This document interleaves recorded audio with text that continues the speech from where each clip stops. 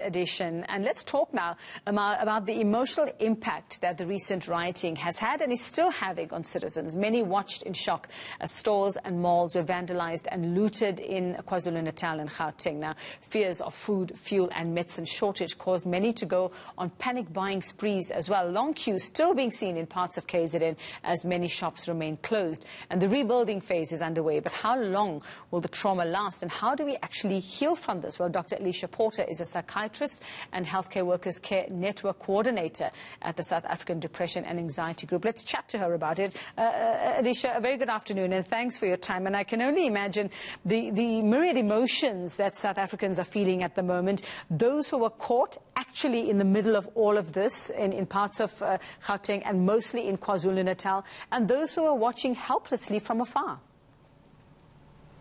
Yes, you know, this week, hi, afternoon, Yuvika. This week has really been traumatic. And like you say, the trauma has been widespread, not just for those experiencing the trauma, but also those watching with helplessness.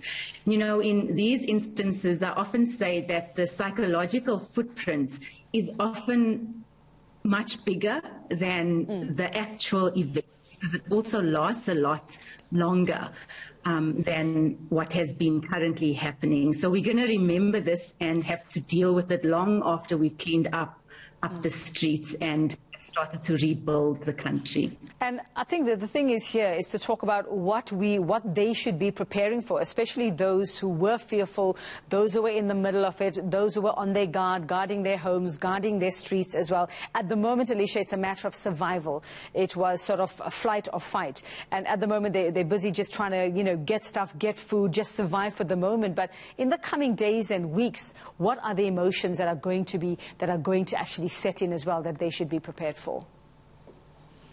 I mean, what we have to remember is that in these instances, or when a traumatic event happens, like you say, there is a fight or flight response that happens, and things that happen as a response to that within your body, which are a normal response. And for some, it can start a few days after, for some, it will be months after.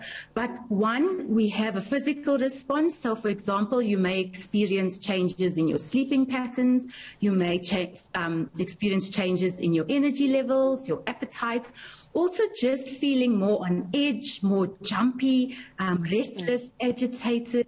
Emotionally, there may be more irritability, more anger, even a feeling of guilt, helplessness, you know, difficulty concentrating, difficulty focusing, becoming forgetful. What we need to appreciate is these are normal responses to the trauma.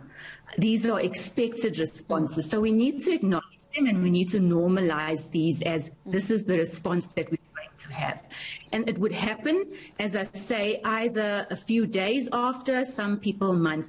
But where we begin to worry is when the symptoms then become severe or they go on or persist beyond a month. At the moment, what we're experiencing, we would call an acute reaction to stress. Post-traumatic stress really develops after at least a period of a month. Would we start labeling it or calling it post-traumatic stress? Because most people, actually, the symptoms would subside as the days and weeks and the further away we get from the trauma.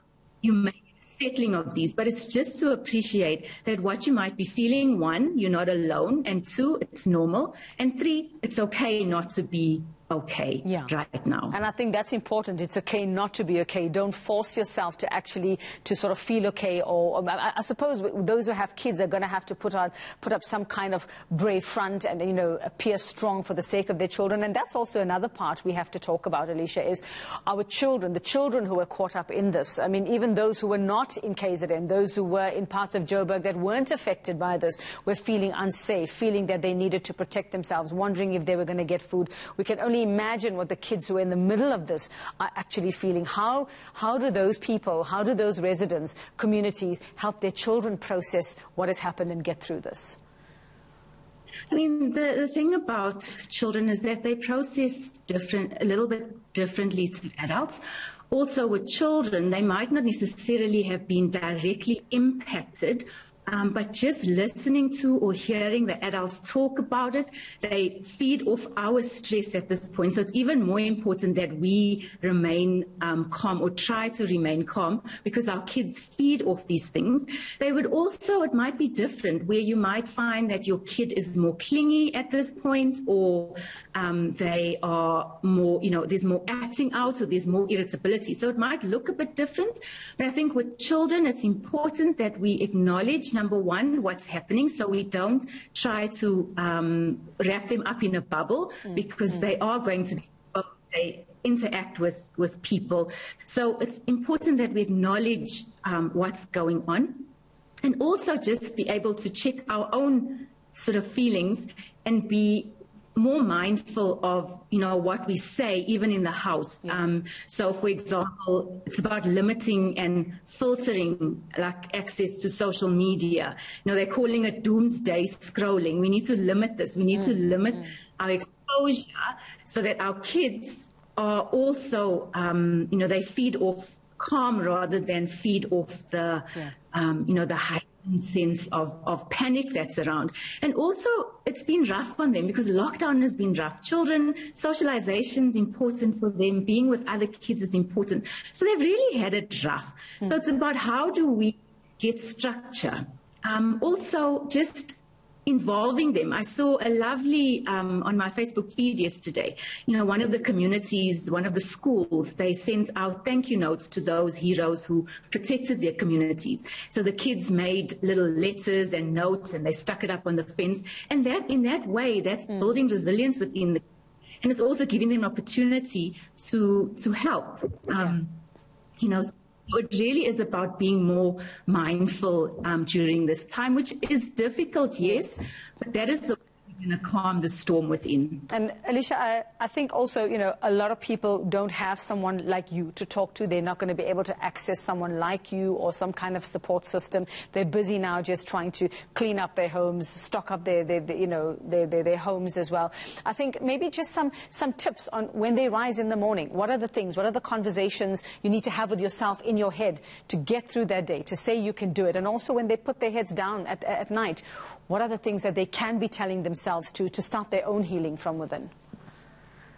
I mean, so the big thing is about resilience. And I think the one thing that we've seen this week is resilience. Our South African nation is a resilient nation. So how do we build this? Because it's not something that you have or you don't have. So this bouncing back in the face of this adversity. So simple things, just like, for example, just getting enough rest. Like, I've also been on the WhatsApp groups of the people, manning the checkpoints, and they've had rotation. So it's just things like rest.